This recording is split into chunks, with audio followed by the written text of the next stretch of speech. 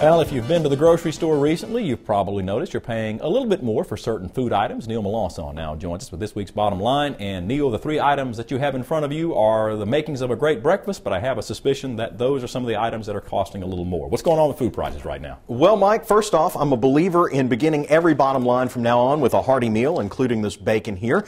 Actually, what's in front of me represents three of the biggest price climbers for groceries, according to the American Farm Bureau's fourth quarter market basket survey. Overall, the survey found the price for 16 items cost about $46.97, an 80-cent jump from the third quarter, about 2% compared to a year ago, though. Prices are about 10% higher. Let's take a closer look at the numbers here. Bacon, eggs, and milk were the biggest movers, climbing more than $1 altogether. Bacon showed the biggest jump, up 68 cents, while eggs and milk were tied at 19 cents up each. If you remember the big salmonella scare in eggs over the summer, that's what started them moving up, and prices have not declined since.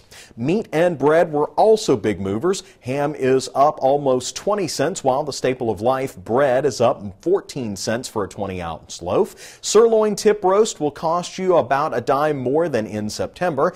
Not all items increased in cost. Boneless chicken breasts are down due to an increase in production that might be short-lived as beef prices continue to climb and more people look for cheaper sources of protein. But ground chuck is also a bargain right now, down a dime, and flour is down 16 cents at less than $2 a bag. Now, the bottom line here is overall prices for even staple items are on the rise, and there's no sign that will come down anytime soon. As bad as it looks, food prices in other parts of the world are even higher. In fact, the recent riots that collapsed the government of Tunisia were due in part to increasing food costs there.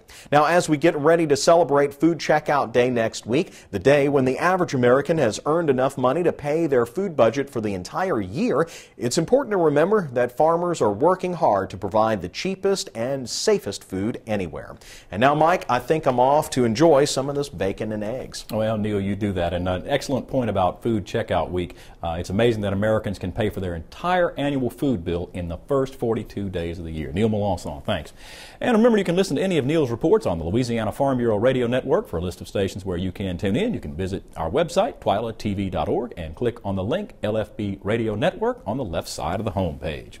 That does it for this edition of This Week in Louisiana Agriculture. Join us next week when we bring you a preview of the issues likely to come up at the upcoming Louisiana legislative session. What those issues are, how they may impact farmers and consumers, all that next week.